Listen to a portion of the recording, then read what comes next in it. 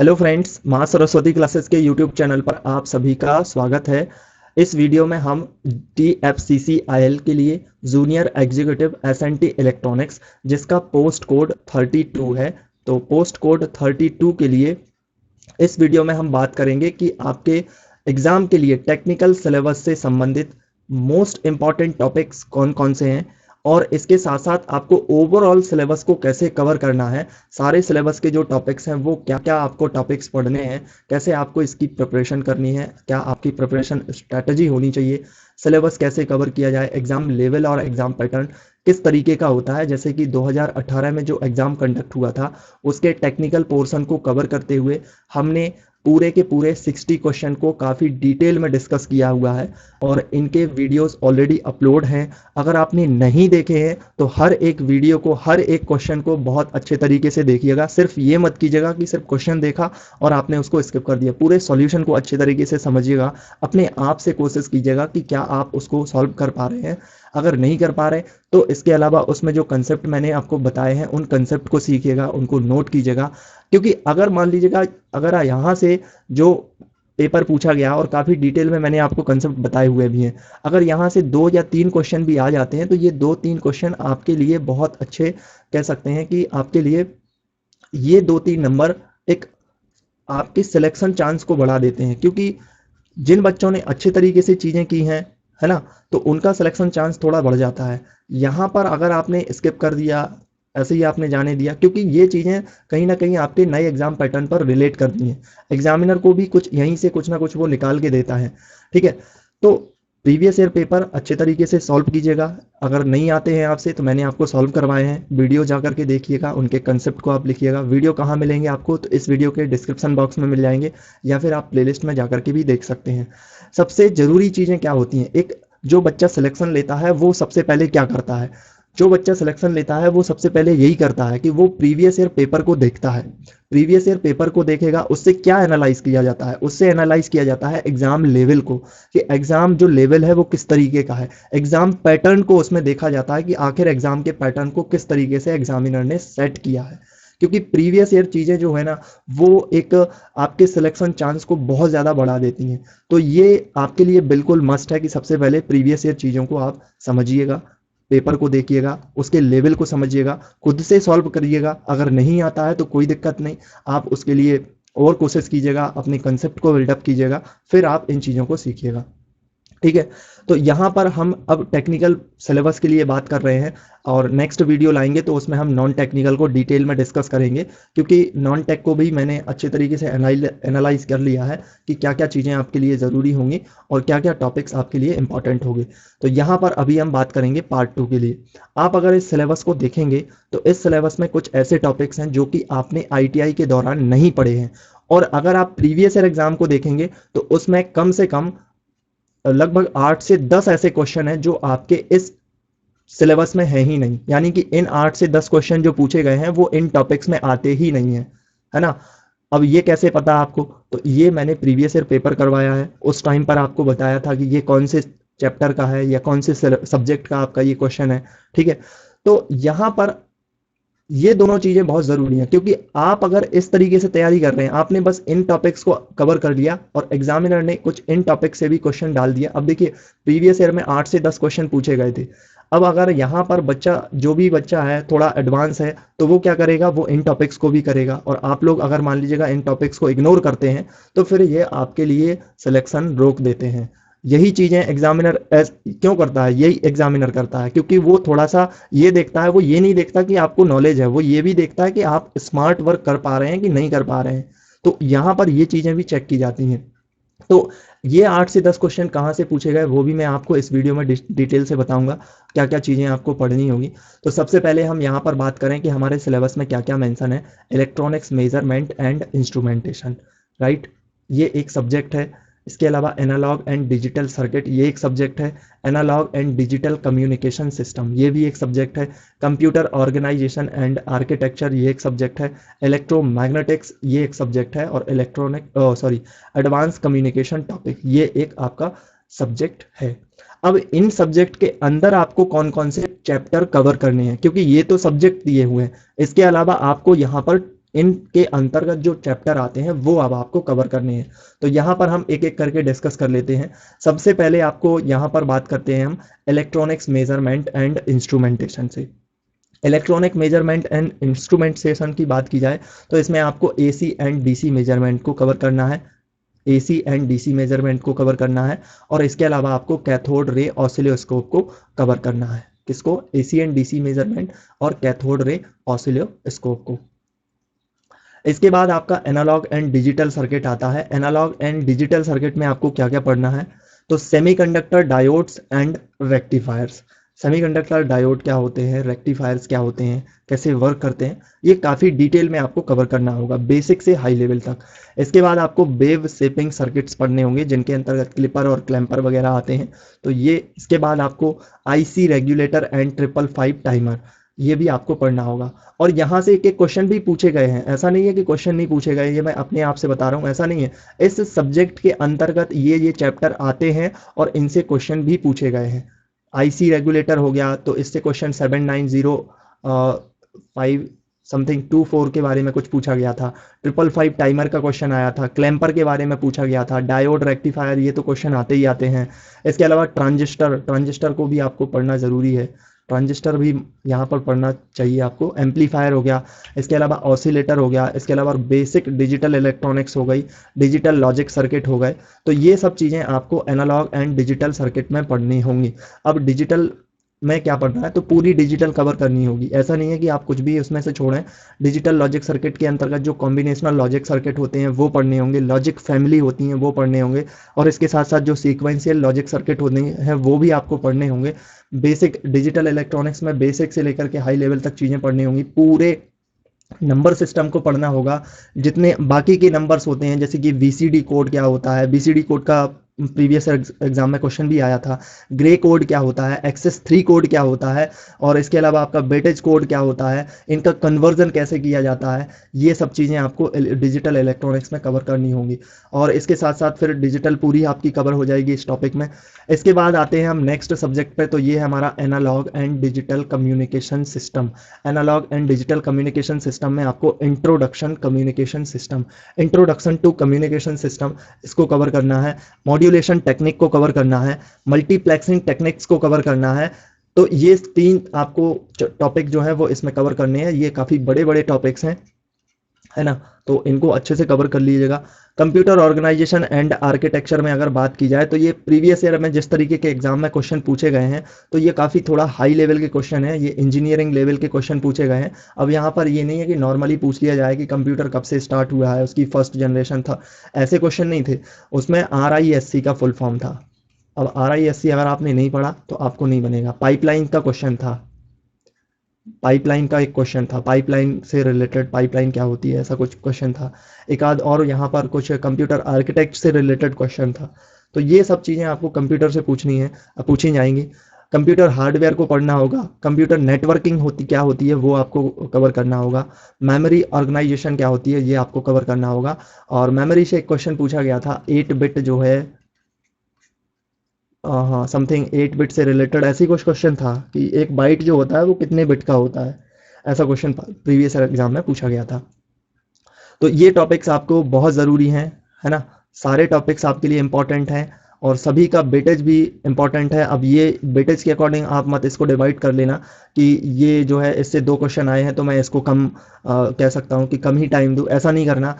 आपको बराबर फोकस करना है, बराबर टाइम है आपके पास, 4 महीने का टाइम बहुत होता है ना। आप अगर अच्छे तरीके से कवर करें तो बिल्कुल अच्छी तरीके से कर सकते हैं, बिल्कुल एकदम अपने तन मन से इस जॉब के लिए लग जाइएगा, एकदम पढ़िएगा, पढ़िए, क्या करना है, पढ़ना ही तो है। 4 महीने इस पर इन्वेस्ट कीजिएगा ना अच्छे तरीके से, अपना टाइम इन्वेस्ट करेंगे तो फिर आपको उसका आउटपुट भी अच्छे तरीके से मिलेगा। पर एक क्वालिटी होती ना कि आप एक क्वालिटी वाली जो एक टाइम है वो आप इस पर इन्वेस्ट कर रहे हैं, अपनी जो क्वालिटी है उसको इम्प्रूव कर रहे हैं, तभी आपको वहाँ से आउटपुट मिलेगा। सोचिएगा, आप एक बार पढ़ेंगे, एक बार पढ़ने के बाद आपके अच्छे मार्क्स आ जाएंगे, सिलेक्शन हो जाएगा, तो ज़िंदगी भर की आपकी जितनी भी जद्दोजहद है वो ख़त्म हो जाएगी, है ना। फिर आपको ये नहीं सोचना होगा कि अब आपको क्या करना है ना। तो ये चीज़ें बहुत ज़्यादा इंपॉर्टेंट हैं आपके लिए। एक बार अगर आपने इसके लिए अच्छे तरीके से अपने आप को कह सकते हैं कि रगड़ दिया, तो फिर आपको बहुत अच्छी तरीके से चीज़ें मिलेंगी। है ना। बहुत ही अच्छी जॉब है ये, बहुत ज़्यादा अच्छी, आप सोच नहीं सकते, लेकिन आप बस इसको विजुअल कीजिएगा कि ये बहुत ही अच्छी जॉब है ना। इसके बाद इलेक्ट्रोमैग्नेटिक्स से अगर बात करें तो इलेक्ट्रोमैग्नेटिक्स से आपको मैग्नेटिज्म मैग्नेटिज्म जो है ना वो आपको कवर करना होगा। स्टार्टिंग में क्या है, कौन कौन से मटेरियल्स होते हैं, किस तरीके के मटेरियल्स होते हैं, वो आपको कवर करना होगा। और ट्रांसफार्मर कवर करना होगा। ट्रांसफार्मर जो है ना वो, अब आप सोच रहे होंगे यहाँ पर ट्रांसफार्मर कैसे आ गया। तो ट्रांसफार्मर एक्चुअली में इलेक्ट्रोमैग्नेटिक्स का ही पार्ट होता है, वो इसी प्रिंसिपल पर बेस्ड होता है। फैराडे वगैरह लॉ होते हैं ना, जो म्यूचुअल इंडक्शन होता है उस पर बेस्ड होता है। एक क्वेश्चन आया था ट्रांसफार्मर का कि ट्रांसफार्मर जो है वो इनपुट और आउटपुट में अगर हम देखें तो क्या सेम रहता है। तो ट्रांसफार्मर के इनपुट और आउटपुट में फ्रीक्वेंसी सेम रहती है, बाकी वोल्टेज और जो करंट है वो वेरी करता रहता है। वो डिपेंड करता है कि हमारा ट्रांसफार्मर कैसा है। इसके बाद हम नेक्स्ट सब्जेक्ट की बात करें तो वो है हमारा advanced communication topic. Advanced communication topic में आपको ऑप्टिकल फाइबर कम्युनिकेशन डिटेल में कवर करना होगा। सेल्यूलर कम्युनिकेशन ये भी डिटेल में कवर करना होगा। सैटेलाइट कम्युनिकेशन बहुत अच्छे तरीके से डिटेल में इसको कवर कीजिएगा। रडार सिस्टम को अच्छे तरीके से कवर कीजिएगा, तो आपके ये वाला सब्जेक्ट अच्छे से कवर हो जाएगा। इसमें आपको ये चीज़ें पढ़नी है। इसके बाद अब बात करेंगे हम मिसलेनियस टॉपिक की। ये जो मिसलेनियस टॉपिक मैं आपको बता रहा हूँ, पिछले ईयर एग्जाम में यहाँ से 8 से 10 क्वेश्चन पूछे गए। अब सोचिएगा 60 क्वेश्चन तो टोटल पूछे ही गए हैं टेक्निकल में, और 60 क्वेश्चन में से 8 से 10 क्वेश्चन जो है वो यहाँ से पूछ लिए गए हैं। आप सोच सकते हैं अगर यहाँ पर बात की जाए तो लगभग लगभग ये आपका काफ़ी ज़्यादा पोर्शन जो है वो इन सब्जेक्ट के माध्यम से, इन टॉपिक्स के माध्यम से कवर किया गया है। अगर किसी बच्चे ने इसको छोड़ दिया, इन टॉपिक्स को छोड़ दिया, तो उसको थोड़ा सा मुश्किल हो जाएगा सिलेक्शन लेना। तो यहाँ पर मिसलेनियस टॉपिक में सबसे ज़्यादा इंपॉर्टेंट क्या है, आपका कंट्रोल सिस्टम। कंट्रोल सिस्टम बहुत इंपॉर्टेंट है, ये आपने आईटीआई में नहीं पढ़ा है ना। और अगर मैं बात करूँ तो ये इंजीनियरिंग का टॉपिक है। लेकिन अब आप कहेंगे इंजीनियरिंग का है तो इतना हाई लेवल पढ़ना होगा क्या? इतना हाई लेवल नहीं पढ़ना होता, बेसिक है, बहुत बेसिक बेसिक चीज़ें इसमें पूछी गई थी। कंट्रोल सिस्टम के 5 क्वेश्चन पूछे गए थे। कितने? 5 क्वेश्चन। और इस बार अगर उसका दिमाग घूम गया एग्जामिनर का तो वो फिर से 5-6 क्वेश्चन तो डाल ही देगा, क्योंकि कंट्रोल सिस्टम बहुत ही एक ऐसा टॉपिक है, एक ऐसा सब्जेक्ट है जिसके बिना हमारा सिस्टम काम ही नहीं करता। कोई भी सिस्टम होता है उसमें कंट्रोल सिस्टम तो मस्ट होता है। उसकी मैथमेटिक्स जो कैलकुलेशन है, वो स्टेबिलिटी हो गई या फिर उसका कुछ भी फाइंड आउट करना है, जो भी फ्रिक्वेंसी डोमेन वगैरह हो गए, तो कंट्रोल सिस्टम मस्ट है ना। तो कंट्रोल सिस्टम आपको पढ़ना बहुत ज़रूरी हो जाएगा। इसके अलावा पीसीबी से 2 क्वेश्चन थे। एक क्वेश्चन था ये था कि पीसीबी जो है उसको क्लीन कैसे किया जाता है, कौन सा केमिकल यूज़ किया जाता है पीसीबी को क्लीन करने के लिए, और मे बी एक आध क्वेश्चन और था, है ना। तो ये आपको 2 क्वेश्चन पीसीबी से पिछले बार पूछे गए थे। ट्रांसड्यूसर से एक क्वेश्चन पूछा गया था, तो 5, 2, 7 और एक 8 क्वेश्चन ये हो गए। एक क्वेश्चन रोबोटिक्स से पूछा गया था, और रोबोटिक्स से पूछा गया था क्या कि जो कौन सा टेक्टाइल, हाँ टेक्टाइल सेंसर क्या होता है, तो टेक्टाइल सेंसर के बारे में पूछा गया था। तो ये कुछ आपके मिसलेनियस टॉपिक है। अब यहाँ पर फिक्स नहीं है कि इतना ही इनका वेटेज रहने वाला है, वेटेज ऊपर नीचे हो सकता है। मैं बस आपसे ये कहूँगा कि आपके पास प्रॉपर टाइम है, प्रॉपर टाइम को यूटिलाइज करो। अपने टाइम को यूटिलाइज करने के साथ साथ जो मिसलेनियस टॉपिक हैं और जो भी आपके टॉपिक्स हैं सभी को बराबर बराबर टाइम दीजिएगा, सभी को बराबर तरीके से पढ़िएगा। कुछ आपको समझ में नहीं आ रहा है तो आप उसके लिए अच्छे तरीके से कंसेप्ट को बिल्डअप कीजिएगा, तो चीज़ें आपको समझ में आएंगी और इसके बाद आप इसके लिए पूरी अच्छे तरीके से प्रिपेयर हो जाएंगे। अब इसकी प्रिपरेशन कैसे करें, तो देखिए प्रिपरेशन करने के लिए जो लोग सेल्फ स्टडी करना चाहते हैं तो वो लोग सेल्फ स्टडी कर सकते हैं। ये मैंने आपको टॉपिक बता दिए हैं, जेन्युइनली और बिल्कुल हॉनेस्टली आपको टॉपिक बताए हैं। बहुत ज़्यादा इसको बारीकी से मैंने एनालाइज किया है, उसके बाद मैं आपको ये सब चीज़ें बता रहा हूँ, ठीक है। फिर भी अगर आपको कोई डाउट होता है तो आप इसके लिए कमेंट कर सकते हैं, मैं आपको कमेंट में पूरी हेल्प करूँगा। नेक्स्ट वीडियो भी ला सकता हूँ अगर आपका कोई ज़्यादा डाउट रहा, क्योंकि मेरा यहाँ पर एम है कि आपका सिलेक्शन होना चाहिए, ठीक है। सिलेक्शन आपका सबसे ज़्यादा इंपॉर्टेंट है और कुछ भी इंपॉर्टेंट नहीं है। तो अब अगर आप सेल्फ स्टडी करना चाहते हैं तो बहुत ही अच्छी बात है, सेल्फ स्टडी कीजिएगा। ये सब मैंने आपको टॉपिक बताए हुए हैं, इन टॉपिक्स को नोट कीजिएगा और नोट करने के बाद इनको अच्छे तरीके से प्रिपेयर कीजिएगा। अब अगर कोई स्टूडेंट है जो चाहता है कि इसके लिए उसको कुछ एडिशनल एक कोच टाइप मिल जाए चीज़ें, या फिर उसके लिए गाइडेंस टाइप का मिल जाए, तो इसके लिए हमारा एक पेड कोर्स है जो कि ऑनलाइन एप्लीकेशन पर अवेलेबल है। बहुत सारे स्टूडेंट्स ने इसको ज्वाइन भी कर लिया है। और इसके लिए एक बार फिर से मैं आपको इस कोर्स की फ़ीस जो है वो 599 रुपये कर रहा हूँ, और ये फ़ीस पहले 300 स्टूडेंट्स के लिए होगी। इस कोर्स में आपको क्या मिलेगा, ये कोर्स मैं आपको बताऊं तो सबसे जो पोस्ट है इसके लिए junior executive SNT electronics ITI के लिए है, पोस्ट कोड 32 है, जिसके लिए इस कोर्स में हम कंप्लीट थ्योरी कवर कर रहे हैं। जो जो टॉपिक मैंने आपको यहाँ पर बताए हैं ना, उन टॉपिक्स की कंप्लीटली आपको थ्योरी मिलेगी। इसके साथ साथ जैसे न्यूमेरिकल क्वेश्चन एग्जाम में पूछे गए हैं और जिस तरीके के न्यूमेरिकल क्वेश्चन बन सकते हैं वो न्यूमेरिकल क्वेश्चन यहाँ पर करवाए जा रहे हैं। इसके साथ साथ एमसीक्यूज क्वेश्चंस की भी प्रैक्टिस करवाई जा रही है। तो ये सब चीज़ें आपको इसमें कवर होंगी। टेक्निकल जो आपका सिलेबस है वो कम्प्लीटली कवर होगा 100%। यहाँ पर मैं आपको कह सकता हूँ कि जो टेक्निकल सिलेबस है वो यहाँ पर कवर करवा दिया जाएगा। टेक्निकल सिलेबस ही कवर करवाया जा रहा है इस कोर्स में। तो आपका यहाँ पर 100% टेक्निकल सिलेबस, जो जो टॉपिक्स मैंने आपको यहाँ पर बताए हैं, जिस तरीके के एग्जाम में पूछे जाते हैं, वो सब चीज़ें यहाँ पर कवर करवाई जाएंगी। बेसिक से हाई लेवल तक के आपकी ये चीज़ें करवाई जा रही हैं। और इसमें ना केवल आपका आईटीआई लेवल बल्कि जो अप लेवल के एग्जाम में क्वेश्चन पूछे गए हैं, जो इंजीनियरिंग लेवल इसमें रखा गया है, उस लेवल तक चीज़ें आपको करवाई जा रही हैं। और ऐसा नहीं है कि सिर्फ करवाई जा रही हैं, आपको बहुत तरीके से इन चीज़ों को समझाया जा रहा है और वहाँ पर आपको जो भी आपके कंसेप्ट हैं वो आपके बताए जा रहे हैं। इसके साथ साथ रिवीजन करने के लिए आपको इसमें हैंड रिटन नोट्स भी दिए जा रहे हैं। जिन नोट्स से ये क्लासेस रिकॉर्ड की जाती हैं उनके नोट्स भी आपको मिल रहे हैं। और अभी ये नोट्स ऐप पर अपलोड हैं, आगे चल के इनके नोट्स जो हैं बच्चों को मिलेंगे, A4 साइज़ में मिलेंगे, ताकि वो इसको प्रिंट भी करवा सकते हैं। ठीक है, तो इसके लिए परेशान ना हो, कैसे मिलेंगे वो आपको बता दिए जाएंगे वहाँ पर। इसकी जो एक्चुअल फ़ीस है वो 799 रुपये है, लेकिन पहले 300 स्टूडेंट्स के लिए इसकी जो फ़ीस है वो 599 रुपये की गई है। तो आप पहले 300 स्टूडेंट्स की कैटेगरी में अगर आना चाहते हैं तो आइएगा। इसमें आपको फ़ीस भी कम हो जाएगी, 599 रुपये आपको इसके लिए फ़ीस पे करनी होगी। और अगर आप देखें तो बहुत कम ये आपके लिए फ़ीस है, क्योंकि यहाँ पर अगर मैं आपको जेन्युइनली बताऊँ तो बहुत ज़्यादा इंफ्रास्ट्रक्चर पर पैसा खर्च करना होता है ना। पॉसिबल नहीं है, फ्री कर पाना इतना ज़्यादा पॉसिबल नहीं हो पा रहा है ना। सर्वर की कॉस्ट हो गई, गवर्नमेंट का जीएसटी हो गया, इसके अलावा बैकएंड पर टीम है, बहुत सारे लोग काम करते हैं, है ना। मुझे भी बहुत सारा काम करना होता है, कंटेंट को निकालना पड़ता है, उसके लिए फिर आपको एक्सप्लेन करना, क्योंकि ये सब कंटेंट आपको एक जगह पर नहीं मिलेगा। एक जगह पर कुछ भी चीज़ें आपको नहीं मिलेंगी, है ना।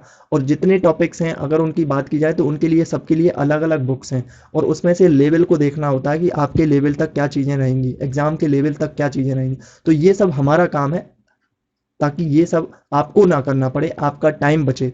आपका काम है सिर्फ पढ़ना। जो चीज़ें आपको बताई जा रही हैं उनको पढ़िएगा, उनको फॉलो कीजिएगा, आपका 100% सिलेक्शन होगा। बस ईमानदारी से पढ़िएगा, चीज़ों को रिवाइज करते जाइएगा, जो जो चीज़ें आपको बताई जा रही हैं उन उन चीज़ों को आप फॉलो ज़रूर करते जाइएगा। तो इसके लिए क्या करना है, ये कोर्स से आप कैसे जुड़ सकते हैं, इसके लिए आपको डाउनलोड करना होगा हमारा ऑफिशियल ऐप। ये ऐप है हमारा माँ सरस्वती क्लासेस के नाम से, इसी चैनल के नाम से। और इसका लोगो कुछ इस तरीके का है। गूगल प्ले स्टोर पर आप जाएंगे तो इसको सर्च कीजिएगा, सर्च करने के बाद इस तरीके का लोगो जिस ऐप में आपको नज़र आए उसको आप ज़रूर इंस्टॉल कर लें। इंस्टॉल करने के बाद आपको क्या करना होगा, इंस्टॉल करने के बाद आपको मेल आईडी और अपने मोबाइल नंबर से रजिस्ट्रेशन करना होगा। रजिस्ट्रेशन करेंगे तो इस तरीके का इंटरफेस आपको देखने को मिलेगा।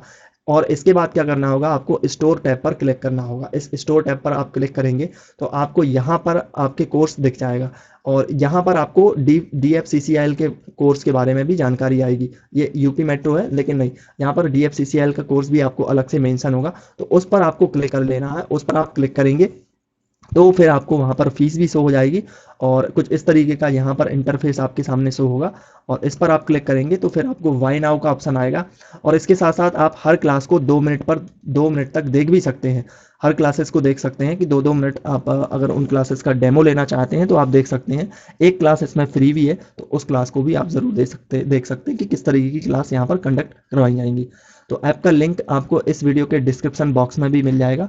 तो डिस्क्रिप्शन बॉक्स में जाइएगा, ऐप का लिंक आपको यहाँ पर मिलेगा, और आप चाहें तो गूगल प्ले स्टोर पर डायरेक्ट जा करके इसको सर्च करके डाउनलोड कर सकते हैं। तो आप इस कोर्स से अगर आप जुड़ना चाहते हैं तो ज़रूर जुड़िएगा। अगर आपका कोई भी डाउट है तो आप कमेंट करके पूछ सकते हैं। चैनल पर अगर आप नए हैं तो सब्सक्राइब कर लेना, नोटिफिकेशन बेल आइकन को भी प्रेस कर देना, वीडियो को लाइक करना, शेयर भी ज़रूर करना अपने दोस्तों के साथ। So thank you for watching.